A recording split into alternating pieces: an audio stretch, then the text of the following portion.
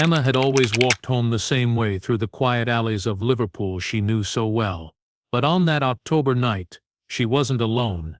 Someone had been watching her, waiting. Mark, a man no one suspected, had studied the city like a map of opportunity, and what happened next would terrorize the entire city. This is the story of Liverpool's alleyway predator, how a hidden monster moved unseen for months, and how police finally brought him to justice. Liverpool's nightlife thrived on music, laughter and neon lights. Crowds spilled onto streets as clubs closed, taxis honked, and late-night cafes offered refuge to those who wandered the city's corners. Yet, just a few steps away from the bustling main streets, narrow alleys wound between brick buildings, hidden from the glow of streetlights. These paths were often overlooked, considered safe only by the absence of trouble, or so people thought. On one cold October evening, the illusion of safety shattered. A young woman, returning from a night out with friends, had chosen one of these shortcuts. She moved quickly, her heels clicking against the cobblestones, ears straining for any sign of someone behind her. The shadows seemed deeper than usual, stretching across the walls as if they were alive. She felt the sudden chilling sensation of being watched, but when she turned, the alley appeared empty. Minutes later she was attacked. The assault was swift, brutal, and calculated. She fought, but the assailant overpowered her, leaving her bruised and terrified. When she regained consciousness in the street, trembling and bleeding, she could barely remember what had happened. The only thing that lingered in her mind was the shadowy presence that had followed her before the attack, a figure she could not clearly identify. Police arrived quickly, taking her statement and examining the scene. The alley, narrow and dark, offered few clues. There were no fingerprints, no clear footprints, nothing that could reveal the identity of the person who had vanished like a ghost. A nearby CCTV camera had recorded only a brief, blurry figure slipping out of frame, leaving more questions than answers. For the detectives, it was frustrating. The evidence was minimal, the suspect's movements precise and deliberate. As the investigation began, officers realized this was not an ordinary street crime. The choice of locations suggested the perpetrator knew the alleys well, navigating through them with confidence. He had planned the attack carefully, using the cover of darkness and the city's hidden corners to avoid detection. Even the victim's survival had been a gamble, and her testimony provided only fragments: the sense of being followed, the fleeting glimpses of movement, the sound of hurried footsteps fading into the distance. The attack sent ripples through the community. People who had once walked home alone, late at night, suddenly avoided shortcuts, opting for busy streets and taxi rides. Rumors spread quickly, each retelling amplifying the fear. Local shops reported a noticeable drop in foot traffic, and streetlights were scrutinized for gaps in coverage. Social media buzzed with speculation, while police urged the public to stay vigilant. Despite the heightened concern, there was an eerie sense that the perpetrator remained invisible, slipping past even the most watchful eyes. Detectives returned to the alley repeatedly, tracing each brick, each shadow, searching for the smallest clue. They examined the ground for overlooked footprints, the walls for marks, the edges of trash bins for any trace of DNA. The neighborhood watched silently as the investigation unfolded. It became clear that whoever had committed this attack was not only cunning, but patient, waiting for the right moment, choosing victims with care, and disappearing without leaving a trail. That first assault marked the beginning of a nightmare that would soon grip Liverpool. It revealed the presence of a hidden predator, a figure who had studied the city's shadows and learned to move among them undetected. For the police, it was the start of a long and painstaking hunt. For the citizens, it was the loss of innocence, the understanding that danger sometimes lurks in places no one imagines, waiting quietly for its moment to strike. Within weeks of the first attack, a chilling pattern began to emerge. Liverpool police were confronted with reports of additional assaults, each strikingly similar to the first. The victims were all young women, all walking alone at night, all attacked in narrow alleyways tucked away from the city's main streets. Each crime scene bore the same eerie signature. Nothing stolen, no clear evidence left behind, and the attacker vanished without a trace. It became obvious that these were not random incidents. Someone was carefully selecting victims and locations, moving through the city with precision and purpose. Detectives started mapping the attacks, plotting each alleyway on a city grid. At first glance, the locations seemed scattered, but closer examination revealed subtle connections. The alleys were all part of a network that twisted through the heart of Liverpool, linking the bustling nightlife districts to quieter residential streets. They shared characteristics: poor lighting, blind spots beyond the reach of surveillance cameras, and narrow passages where a predator could strike and disappear before anyone noticed. Whoever was behind these crimes had a deep understanding of the city's hidden paths, an intimate knowledge that allowed them to strike repeatedly without being caught. As the cases multiplied, the city's sense of security began to crumble. Women avoided familiar shortcuts, opting instead for longer, busier routes. Families began walking together at night, and friends developed strict routines of checking in on each other. The fear spread quickly, infiltrating everyday life. Police urged caution and increased patrols, but the attacker seemed to anticipate their presence. Every time officers moved in a particular area, the perpetrator would vanish, leaving only shadows and silence behind. It was as if he had studied not just the streets, but the movements of those sworn to catch him. Investigators grew increasingly concerned. They examined CCTV footage from nearby businesses, street cameras, and even private residences. Some videos captured fleeting glimpses of movement, a figure darting across the frame or standing in the shadows just beyond recognition. None of the images were clear enough to identify the suspect, but they offered subtle clues: the shape of his body, the way he walked, even the rhythm of his steps. Forensic teams scoured each alleyway for any trace of evidence, yet the predator left nothing obvious behind. The emerging pattern suggested something more disturbing. The attacks were deliberate, almost ritualistic. Each assault followed the same general timeline, occurring during the late hours when streets were quiet but not completely deserted. The perpetrator chose locations that allowed for rapid escape, often leading into areas that police assumed were too remote for someone to use successfully. It was as though he was testing the city, learning its weak points, and gaining confidence with each successful attack. As the investigation deepened, detectives realized that the first assault had only been the beginning. The pattern indicated that this predator was emboldened, studying the city meticulously, observing his victims, and exploiting every opportunity. Liverpool was no longer just a city with crime, it had become a hunting ground. The police understood they were dealing with someone far more calculated and dangerous than they had imagined, a shadow moving silently through the alleys, leaving fear and confusion in his wake. The city waited anxiously for the next move, uncertain if anyone would be able to stop the predator before more women were caught in his calculated trap.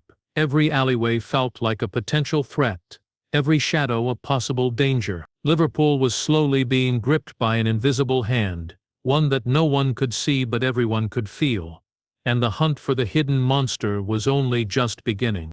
The fear that had begun to take hold after the initial attacks spread rapidly throughout Liverpool. What had started as isolated incidents quickly escalated into a citywide anxiety, seeping into the routines of ordinary life. People began to question the safety of streets they had walked for years without concern. Alleyways, once seen as convenient shortcuts, became symbols of danger. Residents no longer felt comfortable venturing out alone after dark. Even familiar neighborhoods, where friends and families had always walked without thought, felt threatening and unfamiliar. Local news stations covered each new attack with increasing urgency. Images of the city's narrow alleys and darkened streets filled broadcasts, alongside warnings for women to remain vigilant. Social media amplified the fear, with posts and comments speculating on the identity of the attacker and his methods.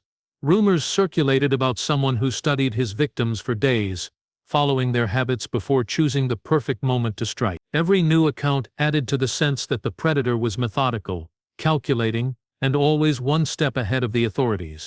The police increased patrols in areas that had previously been quiet and unmonitored. Officers walked the streets in pairs, checking alleys and monitoring CCTVs from every angle they could. Yet despite these efforts, the attacker seemed to vanish whenever law enforcement was present. The feeling of being hunted extended to both citizens and officers alike. Residents reported seeing shadows in alleyways and fleeting figures just beyond the reach of streetlights, heightening tension and mistrust. Even the most vigilant pedestrians could not shake the sensation of being watched. Investigators began to realize that the attacks were not random, but highly selective. Patterns emerged that hinted at careful planning. Each victim walked alone, each attack occurred during predictable late-night hours, and each alley was chosen for its isolation and lack of immediate escape routes. It became clear that the perpetrator understood the city's hidden geography better than anyone else, exploiting routes that allowed him to enter and exit undetected.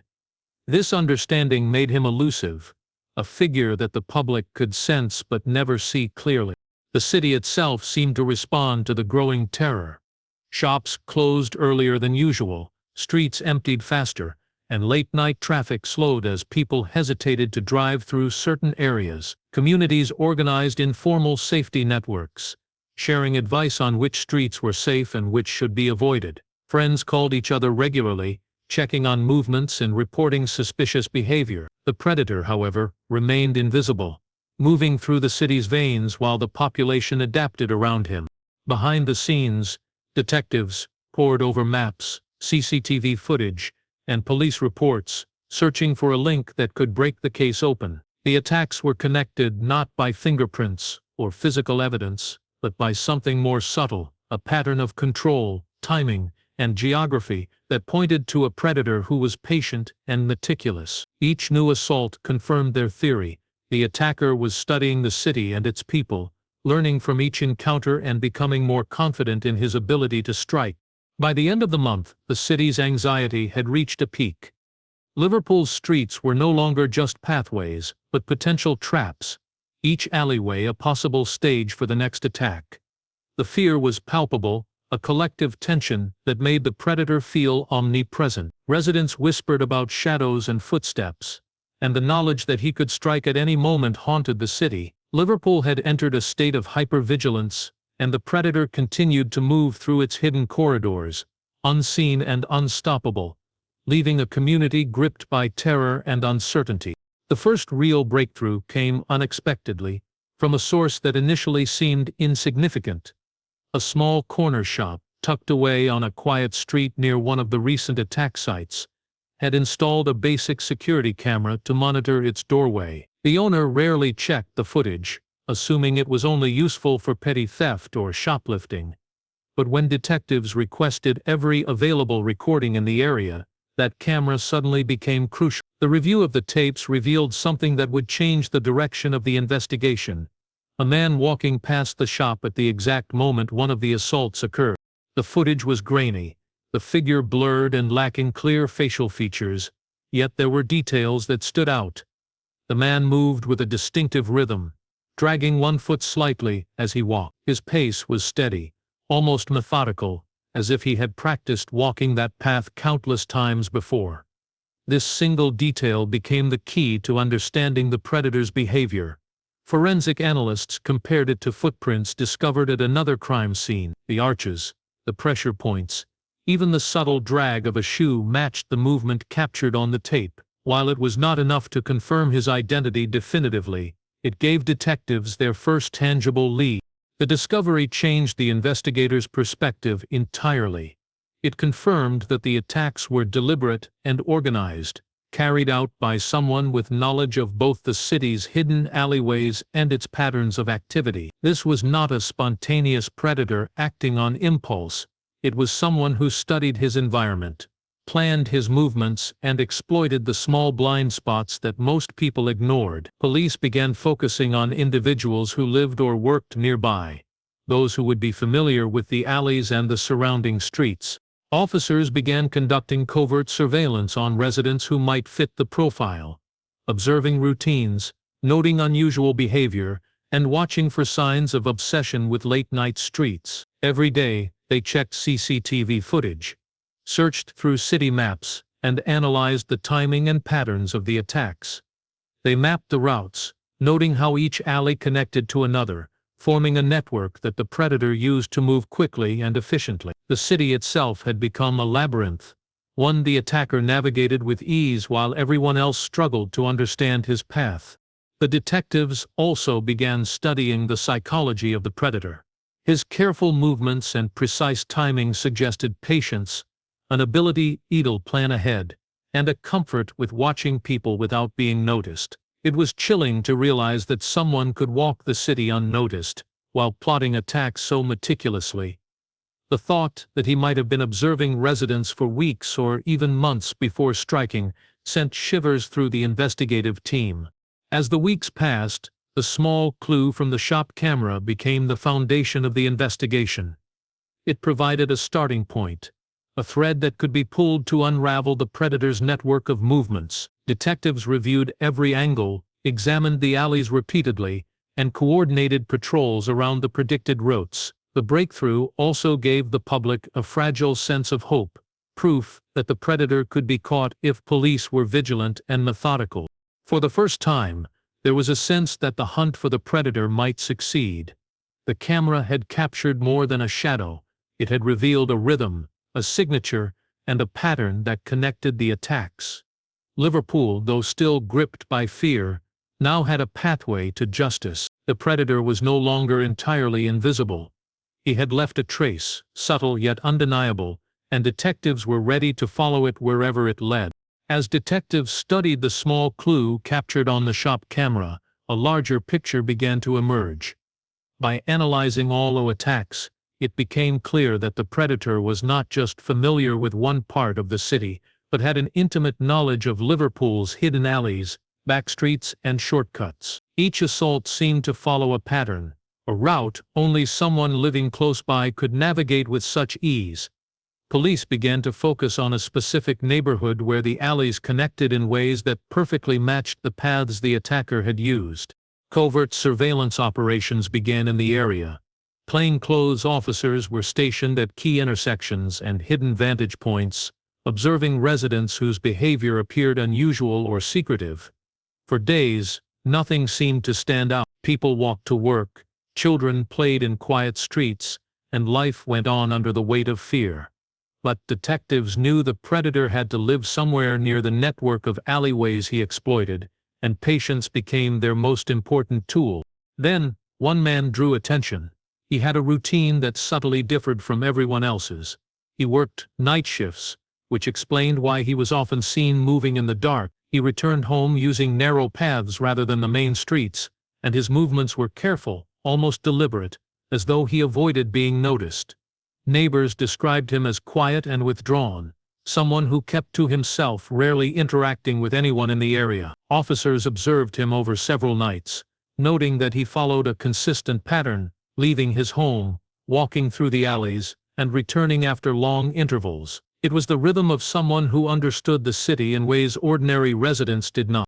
Investigators also began to review public records, matching his schedule against the timing of the attacks. The overlap was striking. On nights when assaults occurred, his movements aligned perfectly with the locations and timing of the crimes. Every step he took, every path he chose, suggested familiarity with the city's hidden corridors. Detectives realized that they were watching someone who had been planning these attacks for a long time, someone who had studied not only the geography but the behavior of potential victims.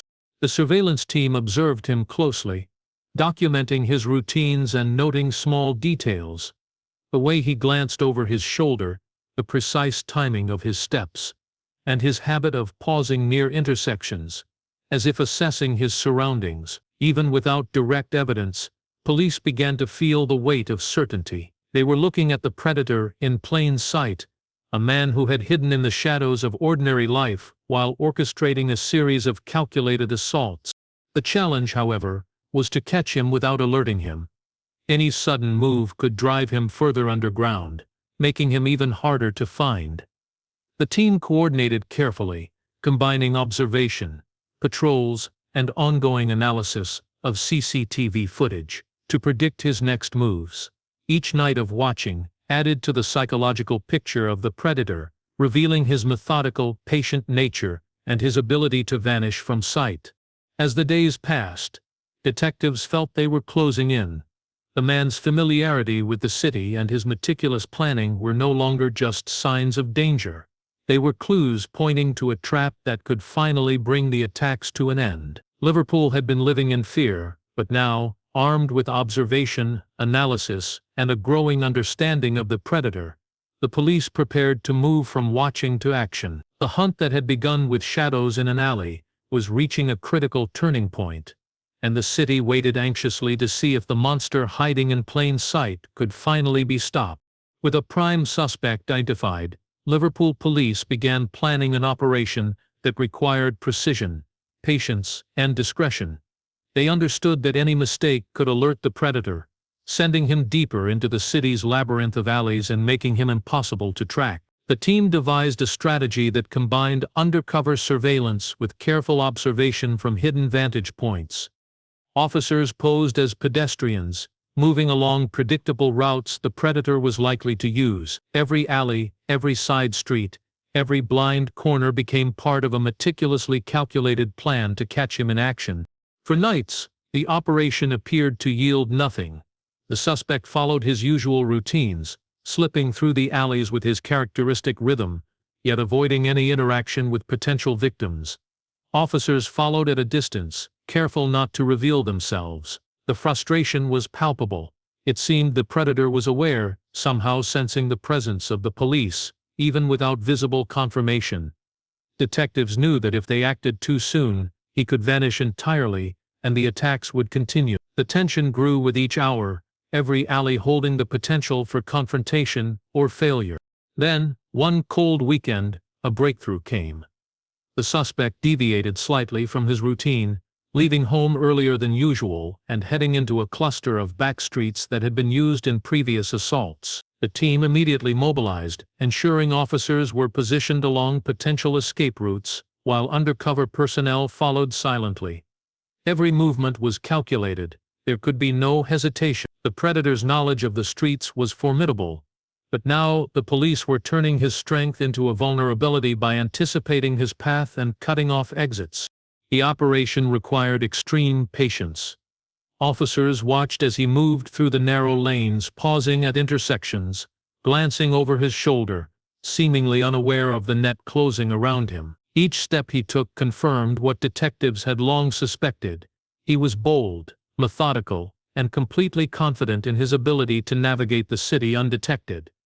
But the police had anticipated his tactics, using the city's own layout against him. Every alley he passed through was monitored, every potential escape route covered. The predator, skilled at disappearing into shadows, was slowly being funneled toward an unavoidable confrontation. The turning point came when he began following a woman walking alone, moving closer with the same calculated caution he had used in every previous attack. An undercover officer, stationed strategically, signaled the team. In that instant, the operation shifted from surveillance to action. Officers converged silently, cutting off paths and closing in from multiple directions. The predator attempted to evade capture, weaving through alleys and back streets, but every exit had been anticipated. There was no place left to run. When he was finally apprehended, the relief among the officers was profound, tempered by the knowledge of what could have happened had their timing been off. Evidence from previous crime scenes, including clothing and footwear, matched what he had been wearing during the operation. For the first time, the city could see that the predator who had haunted its alleys for months was no longer untouchable. The careful planning, the patience of the police, and the use of the city's geography had finally led to the moment that Liverpool had been waiting for. The predator was caught in the act, unable to escape the consequences of his meticulous, calculated crime. The night of the final pursuit was tense, quiet, and charged with anticipation.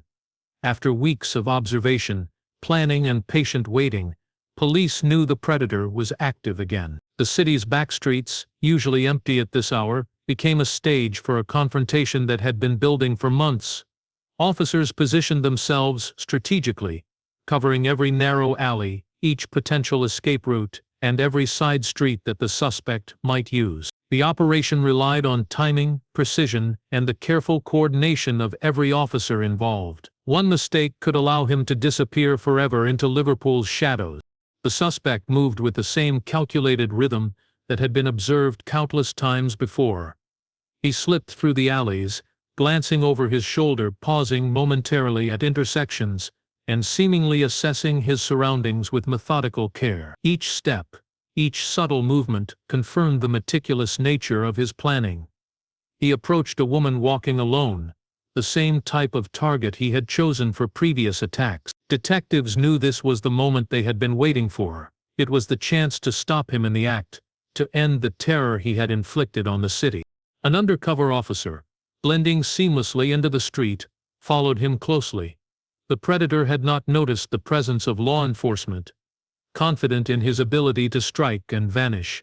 As he drew nearer to the woman, the officer signaled the waiting team. In a carefully orchestrated move, officers converged, blocking every exit and narrowing the options for escape. The predator, sensing the encroaching presence of multiple people, tried to flee, weaving through alleys, ducking behind walls, and attempting to use the familiar geography to his advantage. But the police had anticipated his movements. Every potential route had been covered, every alley monitored. He was trapped in a web of his own making, navigating streets he had once used with impunity. The chase was tense but brief. The predator's confidence turned to panic as the exits disappeared. Cornered in a small, dimly lit passageway, he could no longer escape. Officers moved in, surrounding him from multiple directions. When he was apprehended, there was a mix of relief and disbelief. The man who had terrorized Liverpool, moving unseen through its streets, had been caught in the act. Unable to continue his reign of fear, his clothing, footwear, and physical traits matched evidence collected from previous crime scenes, finally linking him definitively to the string of attacks that had gripped the city for months.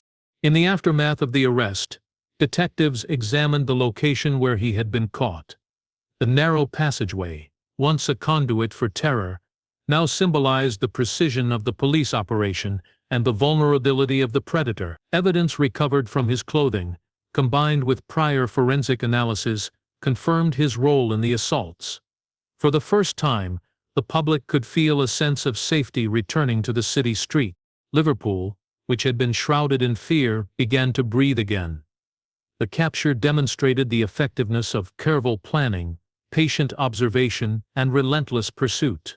The predator, once an invisible presence haunting alleyways, was now firmly in police custody. The city could finally begin to heal from the months of uncertainty, knowing that the shadow that had stalked its streets had been brought into the light.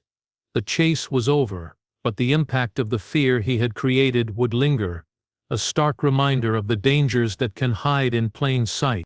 After the arrest of the predator, Liverpool police began a detailed search of his residence, determined to uncover every piece of evidence that could explain the full extent of his crimes. Inside his flat, they discovered a hidden room, carefully concealed behind a false wall. The space was small, dimly lit, and meticulously organized. Maps of the city's alleys and backstreets were pinned to the walls, each marked with dates, routes, and notes. Every path the predator had taken during his attacks was charted in detail, revealing a chilling level of planning and obsession. The hidden room was more than a storage space, it was a command center, a place where he had studied the city like a hunter preparing for a series of strikes. The discovery sent shockwaves through the investigative team. Items collected in the room included photographs of alleyways, handwritten headrules, and lists of potential victims, some of whom had already been attacked. Forensic analysis linked fibers and materials from the hidden room to clothing and items recovered from previous crime scenes. DNA evidence further confirmed his involvement, leaving no doubt that he was the source of months of fear gripping Liverpool. Each piece of evidence revealed the predator's methodical mind, his patience, and his ability to hide in plain sight while meticulously planning assaults that had seemed random to outsiders. Detectives realized that what had made him so elusive was not just knowledge of the city's streets, but an understanding of human behavior. He observed, he waited, and he exploited routines. He had learned how people moved through the city at night, which streets were most often empty, and how long it would take officers to respond in different areas. His study of the city and its residents made him almost invisible, a shadow in the urban landscape. The hidden room made that terrifying reality clear. He had not acted impulsively. Every movement, every attack was calculated and deliberate.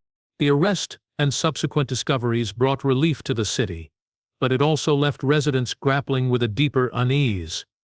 The man who had terrorized them seemed ordinary in public, blending seamlessly into everyday life while committing horrific acts in secret. The knowledge that someone so close, so familiar, had been capable of such violence challenged the sense of safety people had long taken for granted. Parents became more protective, communities organized more vigilant patrols, and late-night streets slowly filled again, but always under the shadow of caution.